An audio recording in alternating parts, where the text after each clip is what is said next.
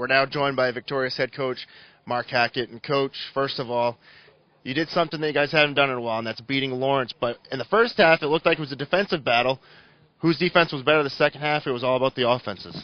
Absolutely. I think it gets a little bit conservative and you feel each other out, and then you have to open it up because we adjust, the players adjust actually, and we were able to get one more score than they did, and our big players made big catches and big plays, just enough to win the game. And talking about big players and big games, Josiah, first of all, the touchdown in the end zone over there, how were you able to keep your balance, making sure you were staying in bounds, but holding on to that ball at the same time?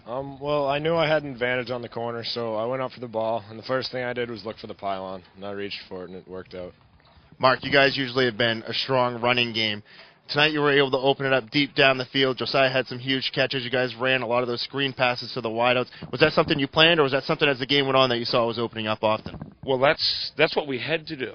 We had to do that. We can't just keep running Lonnie against good teams. We have to use all the talent we have. And we have some hugely talented receivers and a great quarterback.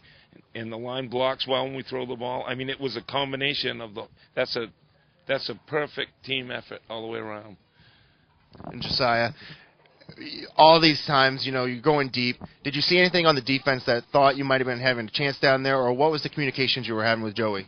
I think the only thing that our team really saw is that I had a height advantage, and that the corners on the other team were shorter than I was, and I'm able to jump higher than them, so I got the ball.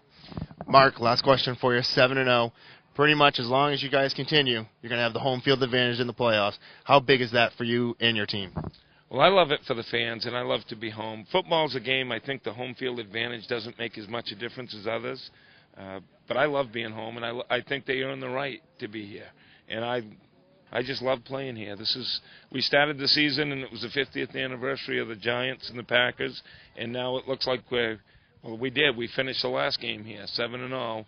So far before the playoffs, we're perfect on this field this year, which is wonderful. And Josiah, Mark was talking about the fans here. As a player on the field, when the crowd is getting into it, how fired up do you guys actually get out there on the field? It changes the momentum a lot. Like, when we have our hometown behind us, it just pushes us that much farther forward. All right, guys. Well, congratulations, Coach. Congratulations, Josiah.